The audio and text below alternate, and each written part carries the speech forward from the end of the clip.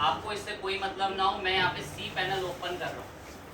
C panel तब लिखते हैं किसी डोमेन के आगे जब हम उसका सर्वर ओपन कर रहे होते हैं, तो मैंने सी पैनल लिख के, अब एक डोमेन है, हम लोग इसका सर्वर ओपन, इसका सी पैनल ओपन कर रहे हैं, एंटर हेयर करके इसके अंदर एंट्री हो जाती है, वरना लोडिंग ही लेता रहता है। कुछ यूज़र नेम डिटेल डाल के मैं इसके अंदर लॉगिन कर जाऊँगा। ये एक बहुत महंगी कंपनी का सर्वर है। ये जो ये वाला सर्वर मैं लॉगिन कर रहा हूँ, ये बहुत कॉस्टली कंपनी का सर्वर है, और बहुत बच्चों के जो मैंने ग्रुप बनाए हैं उनके पास ये सर्वर का एक्सेस पहुँच चुका है, जो लोग मेरे बताए हुए अकॉर्डिंग। बाकी सबके पास अपने खुद के सर्वर होंगे और वो खुद जानते हैं कि वो अपने सर्वरों से कैसा काम करते हैं। जिस सर्वर पे मैं अभी काम करने आया हूँ, ये बहुत कॉस्टली और अनलिमिटेड SSD स्पेस के साथ सर्वर है, जो कि बड़े बड़े प्रोजेक्ट्स और डेटा साइट्स को कई कई मिनट्स और सेकंड के अंदर आपके लिए रेडी कर देते हैं। बात शुरू करते हैं आगे। हम चलेगा इसके फाइल मैनेजर में। अब मैं कोई तारीफ नहीं चाहता, आप एक्सपर्ट हो चुके हैं इसके अंदर इंस्टॉलेशन में। पब्लिक HTML के अंदर आ गए हम लोग। अब एक फोल्डर बना देंगे इसके अंदर। फोल्डर का नाम मैंने, अभी हम एक प्रोजेक्ट पर काम कर रहे हैं तो मैं इसका नाम वर्क करके रख देते हैं। क्रिएट करा फोल्डर, वर्क नाम से प्रोजेक्ट रेडी है। प्रोजेक्ट के अंदर अपलोड करा देंगे हमारे फ्रेश वर्डप्रेस को। सेलेक्ट फाइल कर दी और डाउनलोड्स के अंदर आके हमारे वर्डप्रेस का पैकेज इसको सौंप दिया।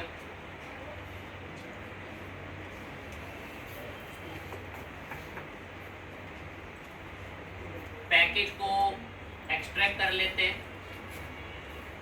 ये लाइव सर्वर पे हम कर रहे हैं। रीलोड कर देंगे एक बार।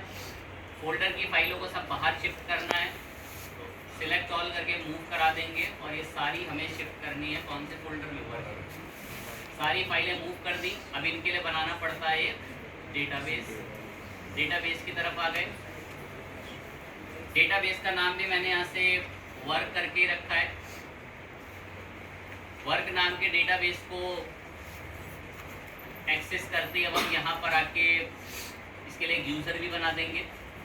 यूज़र का नाम भी सेम ही रख दिया।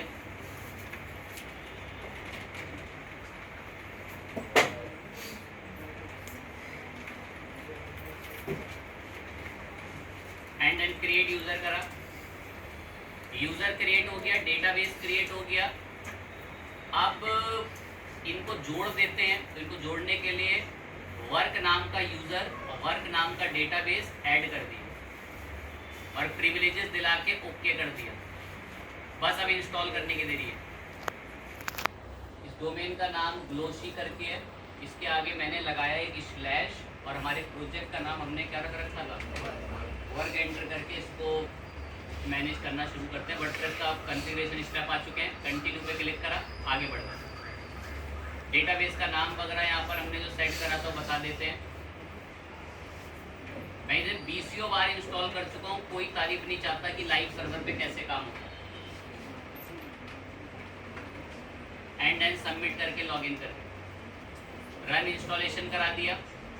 साइट के लिए टाइटल रख दिया जैसे एजुकेशन हब करके। इसके लिए कुछ यूज़र नेम, कुछ पासवर्ड, मेल आईडी जेन्युइन डालने की आदत डालें जब भी आप लाइव सर्वर पे काम कर रहे हो।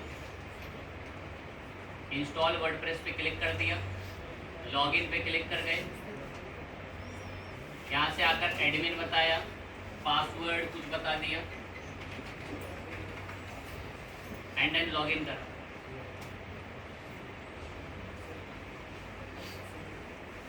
सब चीज़ परफेक्ट एक बार हमारे लिए सामने रेडी है। अपडेट्स में चेक करने कोई चीज़ का अपडेट तो नहीं है।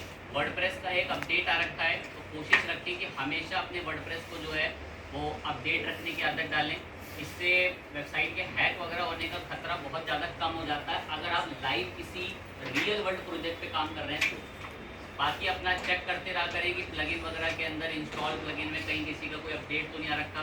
हो सकता है कि कोई प्लगइन आपके काम का भी ना हो और अगर आपने उसे अपडेट नहीं कराना तो उसकी वजह से भी आपकी साइट हैक हो सकती है।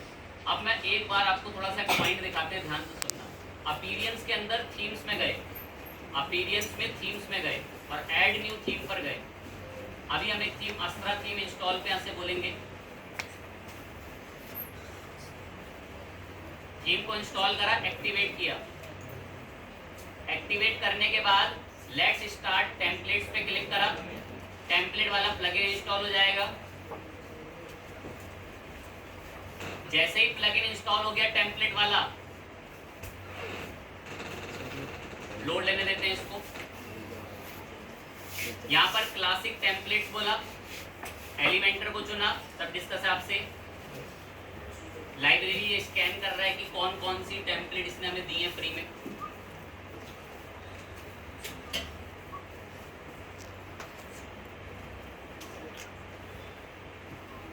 अब जितनी भी इसके थ्रू जो हमारे अस्त्रा थीम के थ्रू हमें कुछ भी टेम्पलेट फ्री में मिलती है, वो सारी टेम्पलेट ला रहा है अभी।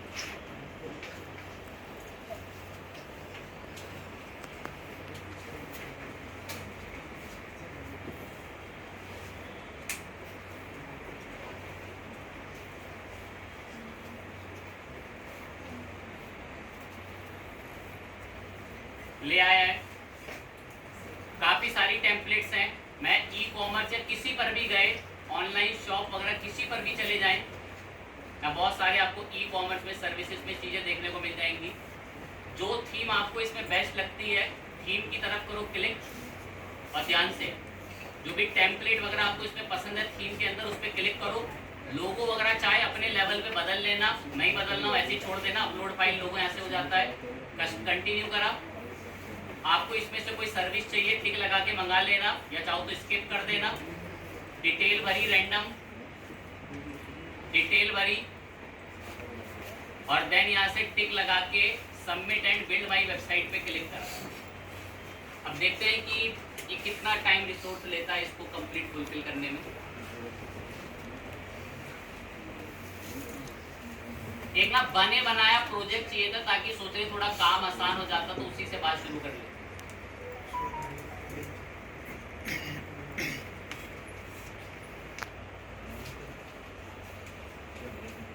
किसी प्लगइन का जो एरर दे रहा है आपको मैंने बता रखा। अब आपने पहचान लिया होगा कि किस प्लगइन का एरर दे रखा है इसने।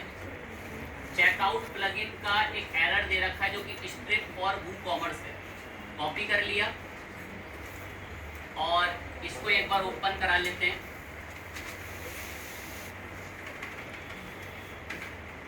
इसमें जो हमारा प्रोजेक्ट है उसका नाम है वर्क। इसके डैशबोर्ड पे गए, डैशबोर्ड पर इसने हमें बोला कि इसको इंस्टॉलिंग करते वक्त ना एक प्लगइन में एरर आया। प्लगइन का नाम यहाँ से हमने पता लगा लिया था। ऐड न्यू प्लगइन पे गए, ऐड न्यू प्लगइन पे आती है, प्लगइन का नाम इसको बताएंगे।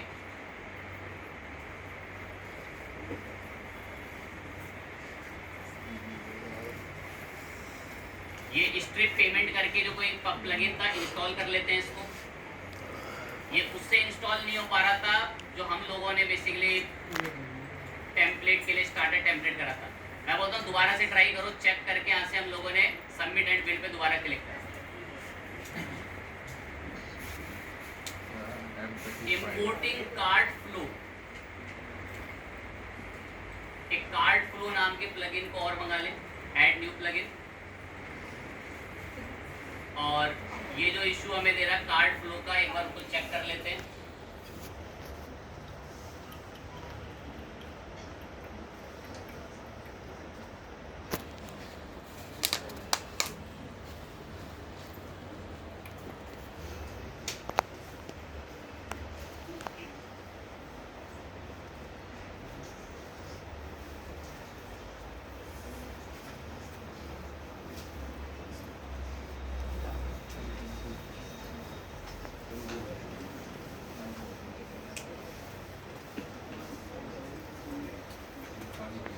अब एक तो ये सर्वर का परफॉर्मेंस बहुत अच्छा होने की वजह से भी इसका टाइम ड्यूरेशन और सारी चीज़ बहुत फास्ट रही। अगर वो प्लगइन के एरर के इशू को अगर हमें प्लगइन डाउनलोड के लिए ना जाना पड़े तो ये कई सेकंड के अंदर ही 53 से 40 सेकंड के अंदर ही पूरी ई कॉमर्स साइट बना के रेडी कर दे रहा था हमारे लिए। अब हमारा जो वो साइट बना दी इसने यहाँ पर, जो हमारे को ये बताया कि 1 मिनट 23 सेकंड में इसने यहाँ पर बना दी। तो इस साइट को एक बार लोड होकर ओपन होने के लिए देखने के लिए आए हम लोग यहाँ पे। पूरी साइट इसने रेडी कर दिया बना के, A to Z जितनी कंप्लीट साइट है बने बनाए डेटा से। अब जब अच्छी परफॉर्मेंस का सर्वर होता है तो वो इतने हैवी डेटा को मंगाने में उसको कोई भी दिक्कत नहीं आती। मैं आपको एक टेक्निक सिखाता हूँ, बहुत इसको यूज़ कर लिया करना, कभी आपके काम आ सकती है। आपकी आंखों ने देखा कि वर्क नाम के प्रोजेक्ट पर एक थीम लगी हुई है। थीम कौन सी है? एक मैं आपको प्लगइन दिखाता हूँ, उसमें ना थीम वीम में बहुत सारी चीजें हैं, डेटा वेटा बहुत सारी चीजें हैं। अब मैं ऐड न्यू प्लगइन की तरफ गया, एक प्लगइन आता है कि आपकी काफी मदद कर सकता है। अगर आप कभी लाइव सर्वर पे काम करते हैं और आपसे ना कभी कभार गलती हो जाती है, ऐसा सपोज करके सुने, ये एक प्रोजेक्ट जो सामने दिखेगा अभी, ये प्रोजेक्ट हमसे गलती से बन गया और गलती से इंपोर्ट हो गया। तो आप अगर इसको हटाना चाहें ना तो आप परेशान हो सकते हैं। एक ऑप्शन मिलता है आपको WP रीसेट के नाम से। इस WP रीसेट नाम का है, आपको एक रेड कलर वगैरह से एक प्लगइन आएगा।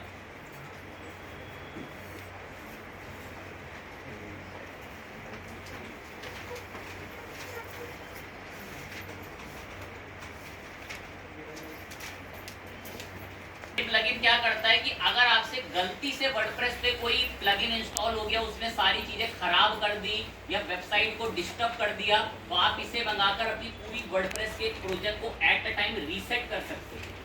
तो मैंने इस WP रीसेट प्लगइन को मंगा लिया, एक्टिवेट भी कर दिया। मैं सिर्फ एक डेटा मंगाकर आपको दिखाना चाहता था कि जब परफॉर्मेंस अच्छी होती है तो डेटा वगैरह इंपोर्ट होने में टाइम नहीं लगता। जब आप इसे इंस्टॉल कर लेना WP रीसेट को, येरा, तो बस इसके आप या तो सेटिंग टूल में चले जाना कहीं से, यहीं से आ जाना WP ओपन रीसेट टूल पे।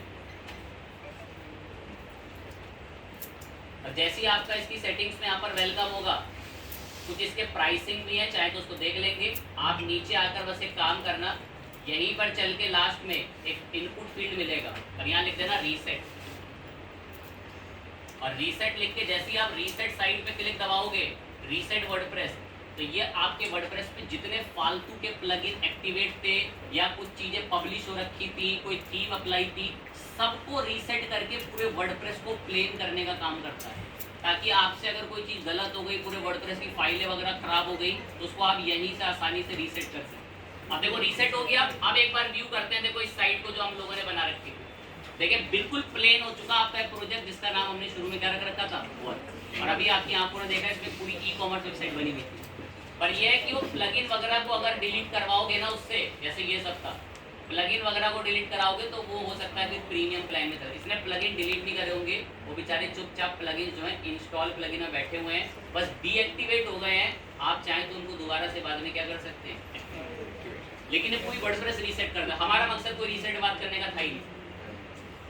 हमारा मकसद था इस पे SEO शुरू करने का, सर्च इंजन ऑप्टिमाइजेशन शुरू करने का। मैं क्या करता हूँ, ऐसी बातों में आपके लिए इसमें 2 पोस्ट लिखनी शुरू करूँ।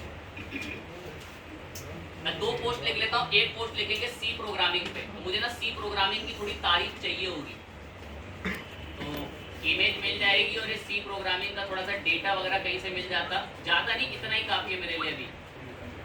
SEO हम एक अलग से पोस्ट में इसी में करेंगे, पर पहले थोड़ा सा इसको भर दें। पोस्ट में आके ऐड न्यू पोस्ट, फटाफट से कुछ पोस्ट हमें ऐड करनी है। बस थोड़ी सी वेबसाइट जो खाली है ना, इसको हल्का सा भरना है, फिर शुरू करेंगे उसमें SEO। C प्रोग्रामिंग लिखा, तारीख छोड़ दी, बस सबमिट। एक और लिख लेते हैं ज़्यादा C++ प्रोग्रामिंग, इसके बारे में भी थोड़ी सी तारीख लिख के छोड़ देंगे, बस इसलिए ताकि थोड़ी भरी भरी दिखे हमारी साइट, थोड़ी जगह आ जाए वहां पे, ऑनली इस वजह से। देन ऐड न्यू पोस्ट पर गए, एक पोस्ट के लिए डेटा पेश करा, यहाँ लिख दिया C++ प्रोग्राम, बस इसको भी पब्लिश करा। अब हो जाए बिल्कुल एक्टिव। जब तक एक थीम इंस्टॉल हो रही है अस्त्रा, तब तक एक बात शुरू हो जाएगी। इंस्टॉल तो है, बस क्या करने की देरी है। कोई बता सकता है ये डीएक्टिवेट हो क्यों गई थी? ये हमने इसको पूरे को क्या करा था, ये हमारा लाइव एक इंटरनेट का प्रोजेक्ट है, हमें इस पे एसईओ शुरू करना है। तो अब हमको कैसे करेंगे वो सुने। मैंने शुरू में अगर मेरी एक दो लाइन पे गौर किया हो तो मैं 3-4 बार मैंने एक शब्द प्रयोग करा था कि एसईओ एक रूल है। जो रूल फॉलो करेगा गूगल की एल्गोरिथम उसे ऊपर लाएंगे, ऊपर ले तो आएंगी, लेकिन उसके बाद भी एक प्रक्रिया है। एल्गोरिथम में देख लेते हैं कि अच्छा कौन लिख रहा है और बुरा कौन। अब बता तो दिया, वो पहचाना कैसे जाता है। जिसके ब्लॉग में रीडिंग टाइम, सेशन टाइम बड़ा है, काफी अच्छा है, 5-5 मिनट लोग रुक रहे हैं, तो मतलब उसके ब्लॉग में कंटेंट क्या बेकार लिखा हुआ है, अच्छा लिखा हुआ है। तो एल्गोरिथम उसको ऑटोमेटिक कहाँ रखेंगी? आप अपनी तरफ से कितनी भी मेहनत कर लो, कितना एसईओ कर लो, लेकिन ये जो बाद का जजमेंट है ना, मैंने आपको सबसे पहले ही बता दिया। ये चीज बच्चों को सबसे बाद में बताई जाती है कि तुमने तो कंटेंट ही बेकार लिखा था इसलिए वो ऊपर नहीं आया। मैं तो पहले ही बताते हुए चल रहा हूँ कि आप आर्टिकल जैसा लिखोगे उसमें इंफॉर्मेशन जितनी रिलायबल होगी तभी ऊपर आ पाओगे। बेकार लिखोगे तो दुनिया तो क्या, आप खुद ही नहीं पढ़ना चाहते हो वैसा बेकार कंटेंट, आप खुद बैक करके अगली चीज पढ़ते हो, आगे बढ़ते। शुरू कैसे करें एसईओ? अगर सर ने कहा चले रूल है, कैसे फॉलो होगा ये रूल, तो बताते हो रूल कैसे फॉलो होगा। इस रूल को फॉलो कराने के लिए हमें हमारे वर्डप्रेस में एक इंस्ट्रक्टर प्लगइन को इंस्टॉल करना पड़ेगा। इंस्ट्रक्टर कोई नाम नहीं है,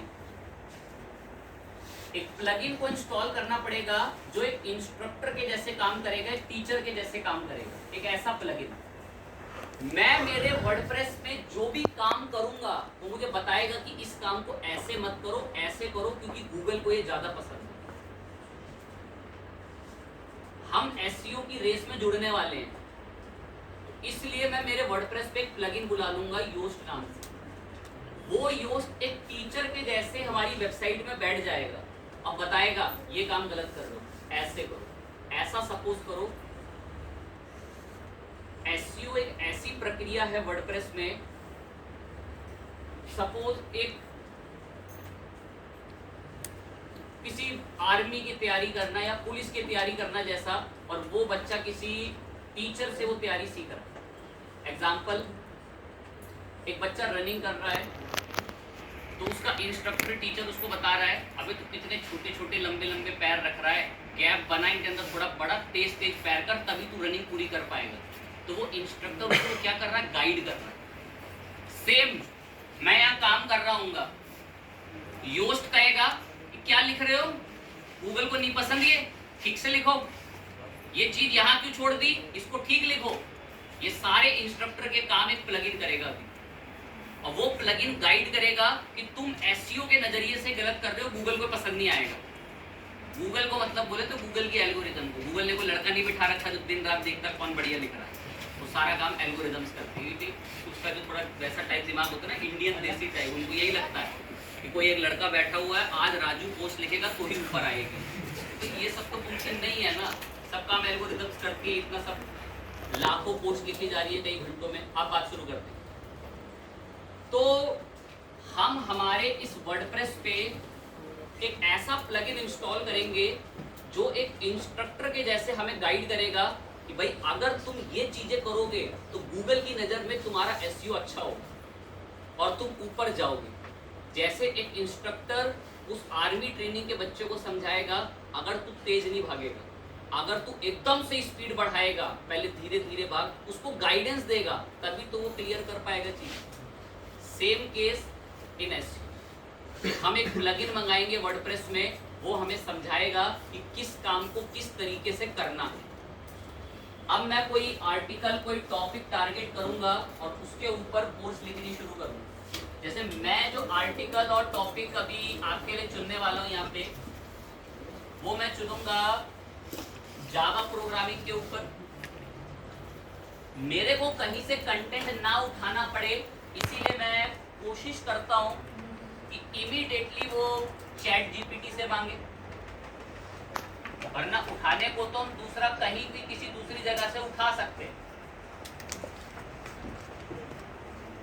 अब आते हैं और हम चैट जीपीटी से कुछ आर्टिकल लिखवाने की डिमांड बोलते हैं।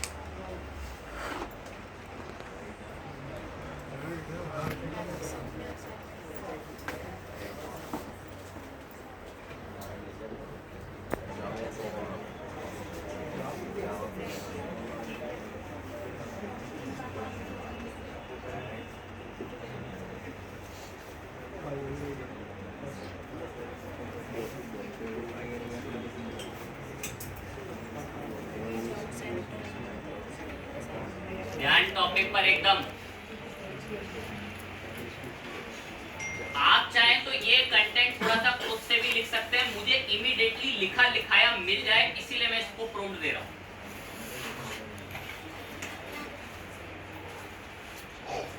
मैंने इसको बोला राइट करो एक blog post, what is Java programming and advantages of learn Java programming. तो ये मुझे बता रहा है जावा प्रोग्रामिंग की तारीफ, उसके क्या एडवांटेजेस हैं, सब एडवांटेजेस बता दी। अब मैं इसको ऐसा भी लिख के बोल सकता हूं प्रॉम्प्ट में, right a SEO friendly, write a SEO friendly blog post in 1000 words। मैंने एक प्रॉम्प्ट में बोला कि भाई एक SEO फ्रेंडली पोस्ट लिखो 1000 शब्द की जावा प्रोग्रामिंग पर, उसके एडवांटेज। कभी जीवन में इसके पास प्रॉम्प्ट डाल के रियल में ब्लॉग पे पब्लिश मत करना, मेरे पास टाइम नहीं है उठाने का और ना लिखने का, मुझे बहुत इमीडिएटली आउटपुट चाहिए लिखा लिखा है, इसलिए मैं इस पर आया। कभी जीवन में इसके थ्रू आर्टिकल लिखने के लिए मत आना, क्योंकि एल्गोरिदम तुरंत डिटेक्ट कर लेती है कि ये एआई जनरेटेड कंटेंट है और इतना बुरा बैक लिस्टेड डालेंगे आपके डोमेन को कि वो कभी दोबारा रैंक पर आ ना पाए गूगल पर। आगे बात करते हैं, कुछ को कीजिए इससे लिख कर हम आप पेश कर देंगे। अब मेरे को थोड़ा बहुत ना लिखा लिखाया कंटेंट मिल गया और कोई मकसद नहीं था, मैंने आकर इस कंटेंट को इतने को कॉपी करा और एक नोटपैड में आके पेस्ट करा और अब बात शुरू होगी ये रूल कैसे अप्लाई होगा एसईओ का, मैं इसको पब्लिश करने जा रहा हूं। सुनेंगे आप ध्यान से बिल्कुल एकदम। हमारे पास हमारे वर्डप्रेस पर हम लोग आएंगे और वेबसाइट को विजिट करते हैं, ऐसी दिखती है वेबसाइट अभी कुछ ही।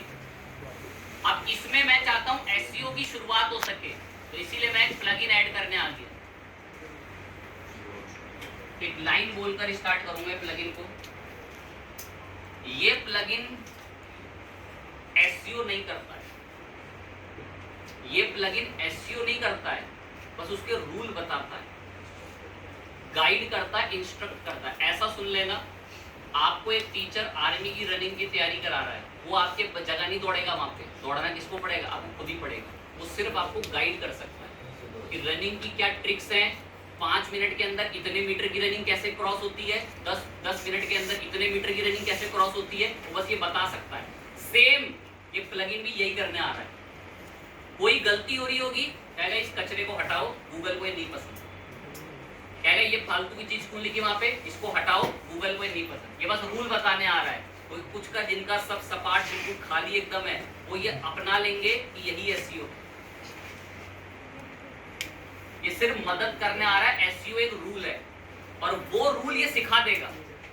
जैसे आप आर्मी में रनिंग की ट्रेनिंग कर रहे हो तो आपको एक कोच रूल सिखा देगा कि भाई इतनी स्पीड पे भागना है, कैसे बढ़िया भागेगा, वहां के क्या रूल होते हैं, क्या नियम होते हैं, जब सब बच्चे दौड़ रहे होते हैं तो कैसा माहौल होता है, वो सब गाइड करेगा। सेम ये भी यही गाइड करने आ रहा है। मैं फिर बोल रहा हूँ, आधे से ज्यादा जब मैं खत्म हो जाएगा ना, एसईओ पढ़ा था, हाँ योस्ट पढ़ा था सर, तो योस्ट एसईओ नहीं है, योस्ट सिर्फ एक एसईओ का टूल है जो सिर्फ हमारी हेल्प और गाइड करेगा कि भाई इस काम को ऐसे करो। कहाँ बैठा है योस्ट, तो ये सर्च भी करना मुझे उसका नाम अच्छा नहीं लगता, हमेशा पॉपुलर में शुरू के 5 से 6 में बैठा ही मिलता है। पॉपुलर में गए और यहाँ पर आके रहा तीसरे नंबर पे बैठा हुआ है। इसके इंस्टॉलेशन ही आपको बता रहे हैं कि कितना मशहूर प्लगइन है ये, 10 मिलियन एक्टिव इंस्टॉलेशन। मैं इसे इंस्टॉल नाउ पे क्लिक करके मंगा दे रहा हूँ, कॉपी में नाम लिखेंगे इसका योस्ट एसईओ, समय आने पे डेफिनेशन लिखवाएंगे।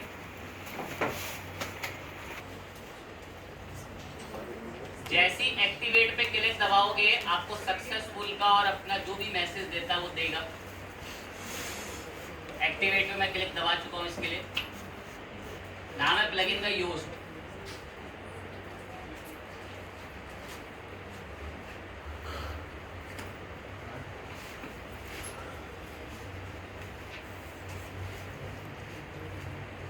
जैसे हमने योस्ट को सक्सेसफुली इंस्टॉल कर लिया, ऊपर मैसेज भी आ गया, कह रहा है you have successfully installed Yoast, your site is now easier for search engine to find. कह रहा अब आपकी साइट आसानी से सर्च इंजन पर फाइंड होने के लिए तैयार हो चुकी है, क्योंकि आपने इंस्टॉल कर लिया है किसको, योस्ट।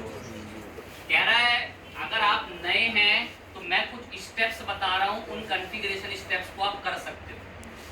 कह रहा मैं आपको कुछ चीज़ें गाइड करूँगा, उनको चाहो तो कर सकते हो। मैं गूगल के सर्च इंजन में फिर आपकी थोड़ी सिफारिश लगाने में मदद करूँगा।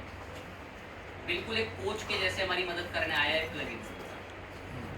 या तो आप इन स्टेप्स को स्किप भी कर सकते हो, करने हैं बिल्कुल करना, बहुत जेन्युइन चीज़ है, बहुत अल्टीमेट चीज़ है ये कॉन्फ़िगरेशन स्टेप। इस पर क्लिक कर देंगे, 4-5 बातें पूछता रहता है, उसको बता देंगे, हर बार वो बातें बदलती रहती है।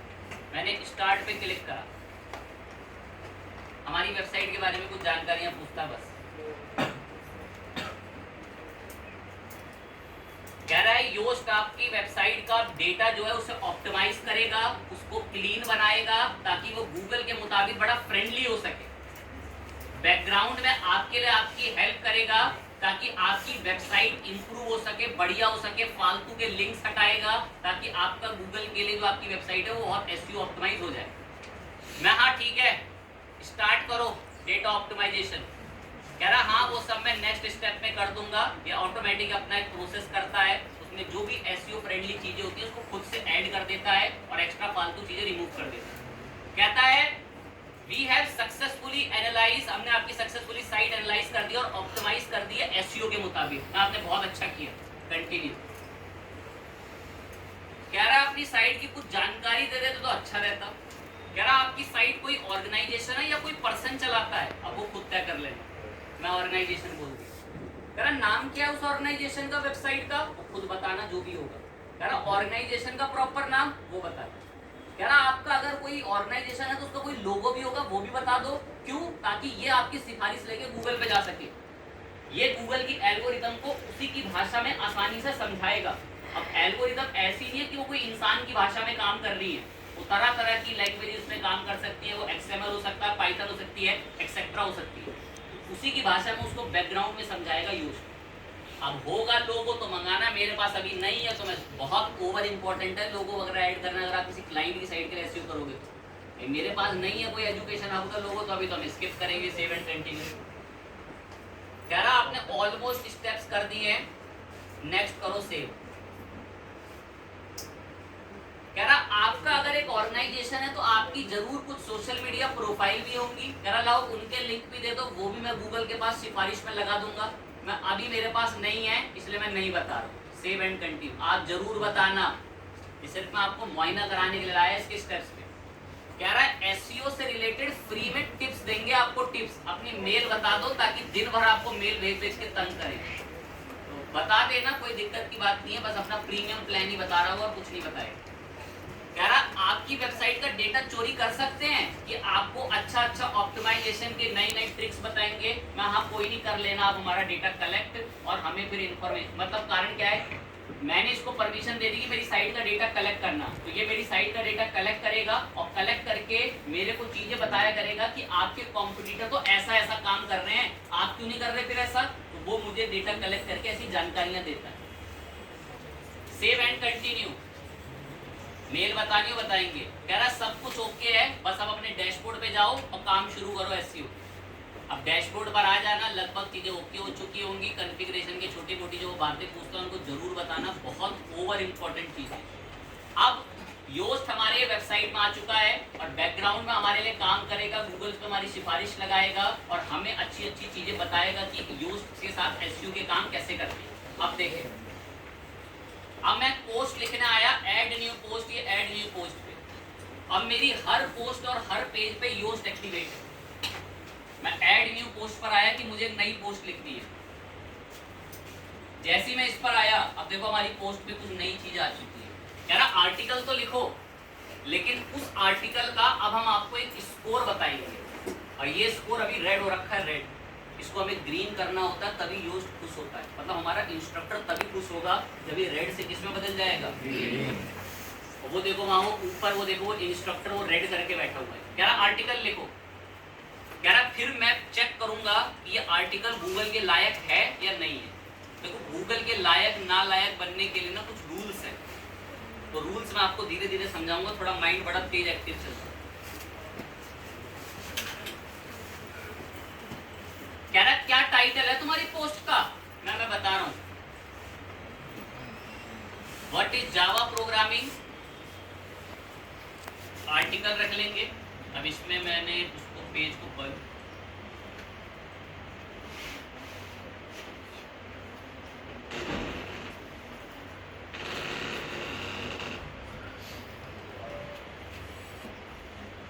What is Java programming and advantages करके मैंने नाम रखा है। मैंने पोस्ट का टाइटल लगा व्हाट इज जावा प्रोग्रामिंग।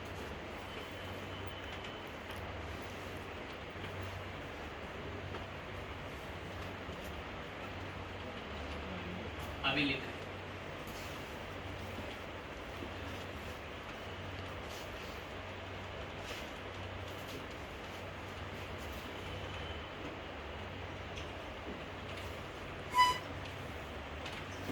हमारे आर्टिकल का पूरा नाम टाइटल सब ऐसा रहेगा, what is Java programming and advantages of learn Java programming. ये हमारे आर्टिकल का पूरा नाम ऐसा रहेगा, हमारा टाइटल रहेगा। बहुत इंपॉर्टेंट काम रहता है इस टाइटल का। कह रहा फोटो वोटो है कुछ इसके लिए, हाँ है। इस नाम को कॉपी कर लेना, नाम को कॉपी कर लेना। ये मेरे पास डाउनलोड में एक पोस्ट है, ये इमेज है, इमेज से जी भर लेना। नॉर्मल इमेज है, कोई इतना बेस्ट इमेज नहीं है। इस इमेज का नाम जानबूझ के, इस इमेज का नाम जानबूझ के मैंने रखा है what is Java programming and advantage of learn Java programming.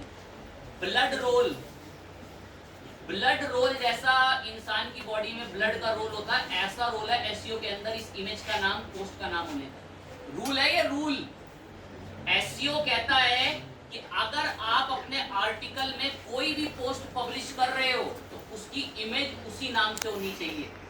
बहुत बेहतरीन समय चल रहा है, इसी के बेस पर जो नाकारे से भी नाकारा बच्चा, उसकी भी जॉब लग जाएगी। नाकारे से भी नाकारा, जिसने अभी तक भी कुछ नहीं पढ़ा होगा तब भी लग जाएगी। बाकी तो कोई दिक्कत की बात नहीं है, वो सब मैं चीज़ें एट दी एंड याद दिला देता हूँ कि कौन कितना पानी में था। जैसे वो अभी भी पीछे सर्वर नाम का लड़का बातें कर रहा है, कोई दिक्कत नहीं, ठीक है। कोर्स खत्म होगा, मिलेगा जॉब के लिए, फिर देखो उसको क्या कर कहते हो। अब बातें नहीं, तो अभी बात चल रही है कि मैंने बोला कि ये फोटो का नाम, आर्टिकल का नाम रखना ब्लड रोल है, ब्लड रोल जैसा इतना इंपॉर्टेंट। अब मैं ये फोटो अपलोड करूंगा, ये मैं यहाँ पर आया और ये प्लस पे गए और ये इमेज पर आए, कह रहा लाइए फोटो अपलोड कीजिए। ध्यान रखें, जो मेरे आर्टिकल का नाम है ना, मेरी फोटो का नाम भी वही है। अब जब गूगल के डेटाबेस में ये पिक्चर जाएगी तो इस पिक्चर का नाम भी वही होगा, मेरे आर्टिकल का नाम भी वही होगा। मतलब एल्गोरिथम को मैं हर तरीके से ये समझाऊंगा कि व्हाट इज जावा प्रोग्रामिंग और एडवांटेज ऑफ जावा प्रोग्रामिंग के बारे में सबसे बेस्ट बातें मैंने लिखी। हर तरीके से हमें गूगल के एल्गोरिथम को समझाना है, तभी मैंने इमेज का नाम को रखा है। थोड़ा डराते हैं इमेज को, ठीक है, साइज थोड़ा मेंटेन अपने लेवल पे फिट कर दिया। अब इसी इमेज पे क्लिक करके इसका ऑल्टरनेट टेक्स्ट आता है, इसको यहाँ पर मैंने पेस्ट कर दिया।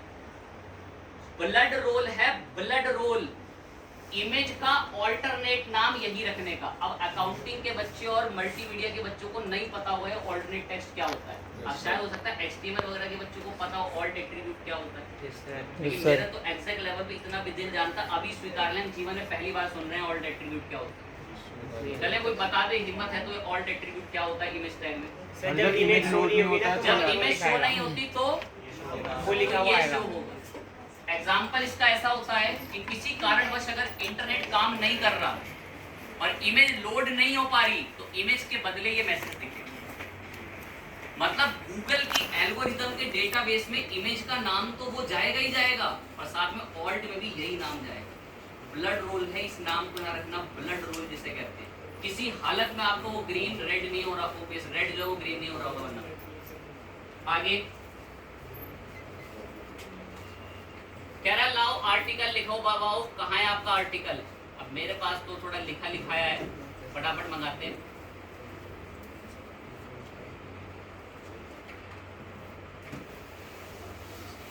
ये मैं बात एक्सपीरियंस से कह रहा हूँ, ये बात मैं एक्सपीरियंस से कह रहा हूँ। जो भी आपका आर्टिकल का नाम होगा ना, जो भी आपके आर्टिकल का टाइटल होगा, जो भी आपके आर्टिकल का टाइटल हो, ये बात मैं एक एक्सपीरियंस से कह रहा हूँ। आप लोग क्या करना, उसको अपनी पहली पैराग्राफ की पहली लाइन में जरूर लिखना। मैंने रैंडम जबरदस्ती भेजा है, मैंने इस लाइन को जबरदस्ती यहाँ भेजा है, जबकि उसका कोई वहां तुक बनता नहीं है, बट मैंने उसको एसईओ की वजह से भेजा है। लाइन सुनना, मेरी इस पोस्ट का आर्टिकल है what is Java programming and advantage of learn Java programming. वही बात थंब रूल है, थंब रूल एसईओ का गोल्डन रूल, कि आप उसको अपने स्टार्टिंग की जो भी पहले पैराग्राफ की पहली लाइन है उसमें रखो। पहली लाइन में नहीं रख सकते ना, तो पहले पैराग्राफ में तो कहीं ना कहीं रखो ही रखो। बहुत पसंद है गूगल को ये, क्योंकि जब उसकी एल्गोरिदम डेटा को ढूंढने आती है ना, तो वो देखती है कि इस बात को ज्यादातर किसने बता रखा है। तो मैं कोशिश कर रहा हूँ कि एल्गोरिदम को हर तरीके समझा सकूं कि जावा प्रोग्रामिंग और एडवांटेज को मैंने ही सबसे अच्छा बता रखा है। ओके चीज है, कह रहा और तारीफ लाओ।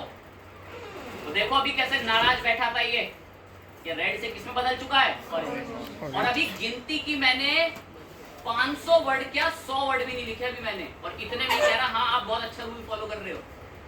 आगे बढ़ते हैं, नीचे आए उसमें तारीफ उठा दी थी। व्हाट इज जावा प्रोग्रामिंग को मैं हेडिंग बनवाऊंगा बढ़िया सी।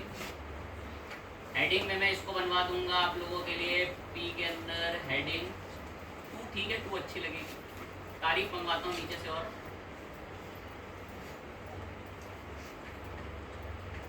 इतने फीचर तारीफ अच्छे हैं।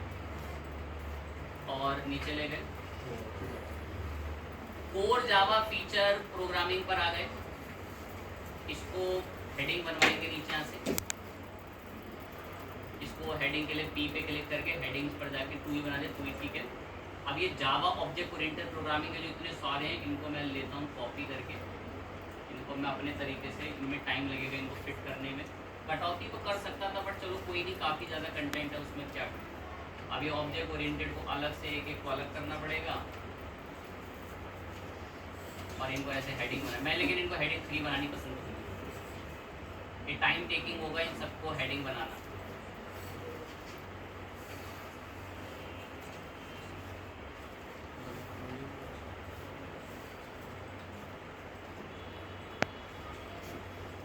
वरना फिर कटौती करेंगे।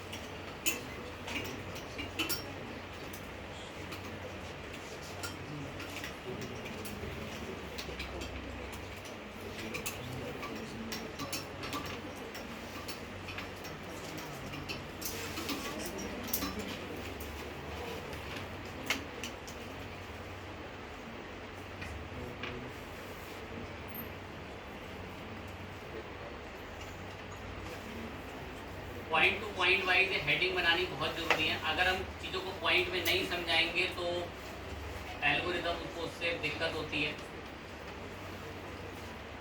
कि हमने कोई टॉपिक बताया उसको पॉइंटली समझाया नहीं।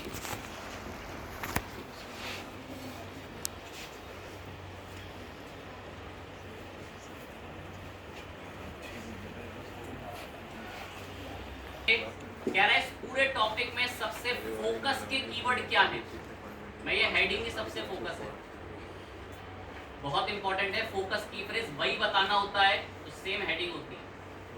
सेम बताते ही फोकस की फ्रेज हमने यहाँ पर छोड़ दी, ऑरेंज हो चुका है। देन इसके बाद और नीचे गए, अब स्लग पूछता है।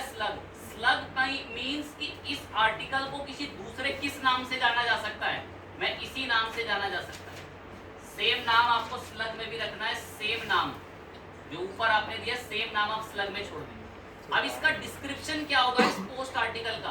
तो डिस्क्रिप्शन ये होता है, जैसे कि मैंने गूगल पे सर्च करा IACS इंडिया, तो ये जो नीचे आपको देखने को मिल रहा है इसको कहते हैं डिस्क्रिप्शन। इस डिस्क्रिप्शन में आपके टॉपिक का नाम जरूर आना चाहिए।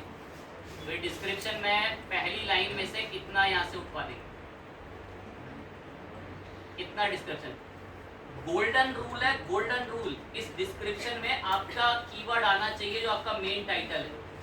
ये डिस्क्रिप्शन हमने सेम यहाँ पेस्ट करा, डिस्क्रिप्शन बता दिए, थोड़ा बहुत रिसोर्सेज और बता दिए इसको। जब इतना फाइनलाइज हो गया, अब ये थोड़ी बहुत चीजें हमसे और पूछता है तो उसको भी इसको गाइड करेंगे। वो क्या चीजें हैं? अब देखो अगर हम ये SEO के इसके स्कोर पर चले तो ये हमें नीचे बता रहा होगा कि आपने और क्या क्या मिस्टेक लिंक्स वगैरह की छोड़ रखी है। तो अगर हम ये SEO एनालिसिस पर चले तो इसमें सबसे पहले बता रहा है कि आपकी कुछ लिंक्स की मिस्टेक्स हैं। अब ये लिंक्स की मिस्टेक, SEO टाइटल विड्थ कह रहा है कि टाइटल विड्थ आप थोड़ी सी और कम करें, उसको शॉर्ट करें टाइटल को, विड्थ को, जो आपके SEO टाइटल आपने मेन रख रखा है, बट हमारा ये मेन टाइटल यही है तो हम इसको यही रहने देंगे। बस वो गाइड कर रहा है, कोई इतना मैंडेटरी नहीं है। बाकी अधिकतम चीजें इमेज वगैरह में हमें बिल्कुल ठीक कह रहा है। अब सबसे इंपॉर्टेंट चीज है ये जो आउटबाउंड लिंक और ये इंटरनल लिंक क्या होते हैं। आउटबाउंड लिंक और इंटरनल लिंक का मतलब होता है कि आपने इस पूरी वेबसाइट में एक भी लिंक का इस्तेमाल नहीं करा किसी चीज को समझाने के लिए। एग्जांपल सुनना, मैं विकिपीडिया की तरफ आया और मैंने एक इंफॉर्मेशन सर्च करी, जैसे मैंने एक इंसान का नाम यहाँ पे लिखा और विकिपीडिया पे गए, पूरा विकिपीडिया पढ़ लो नीचे तक, पूरा विकिपीडिया, आपको आधे से ज्यादा ये ब्लू कलर के लिंक्स दिख रहे होंगे। अब इसका कारण मैं एक्सप्लेन करता हूँ।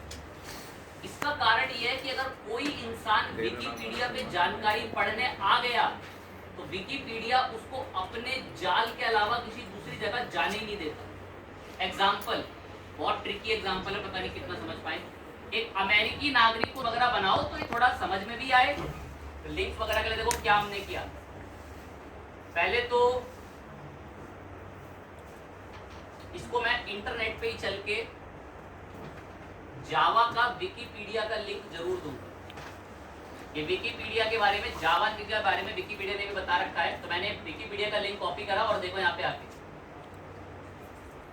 जावा, किसी भी वर्ड को सिलेक्ट करा जावा को यहाँ से और लिंक पर आए और ये मैंने एक लिंक पेस्ट कर दिया। ये बस मैंने इसलिए पेस्ट करा है ताकि अगर किसी को मेरे आर्टिकल से जावा के बारे में समझ में नहीं आ रहा तो वो किसकी वेबसाइट पर जाकर भी जानकारी ले सकता है, विकिपीडिया। या कोई ऐसा वर्ड है जिसके बारे में विकिपीडिया ने अच्छा बता रखा कंपैरिजन टू मेरे, तो मैं किसका लिंक दे दूंगा वहां के, विकिपीडिया, ताकि यूजर को सारी जानकारी, रीडेबिलिटी यहीं से अच्छे तरीके से मिल जाए। JVM के बारे में भी बता देंगे, जावा वर्चुअल मशीन होता है JVM। जब आप थोड़ा आगे चल के सॉफ्टवेयर अगर कोई नहीं होगा तो वो लोग पढ़ते हैं कि JVM क्या होता है। मैं ऐसे सर्च कर देता हूँ JVM विकिपीडिया करके, JVM के बारे में विकिपीडिया पर भी देखो जानकारी है। मैंने विकिपीडिया से जानकारी को कॉपी करा और यहाँ पर एक आर्टिकल में इसमें भी लिंक दे दिया, देखो JVM को यहाँ से इधर पेस्ट करा और इसको लिंक बना दिया। अब आप देखोगे जो 2 लिंक के एरर आ रहे थे उसमें से एक एरर जा चुका और आउटबाउंड लिंक्स में अब हमें ये क्या कह रहा है, बेसिकली कह रहा है कि सारे लिंक्स आउटबाउंड ही हैं, सारे लिंक बाहर वालों के ही हैं। क्या आप खुद नहीं लिखते क्या कोई जानकारी भरी चीज? अब जानकारी भरी चीज कह रहा अपनी वेबसाइट का भी लिंक।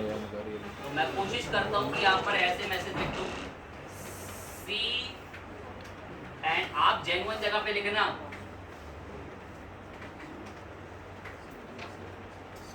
अब मैंने मैसेज अपनी तरफ से लिखे। अब मैंने ना अपने आर्टिकल में किसके बारे में भी पोस्ट लिख रखी है, सी प्रोग्राम।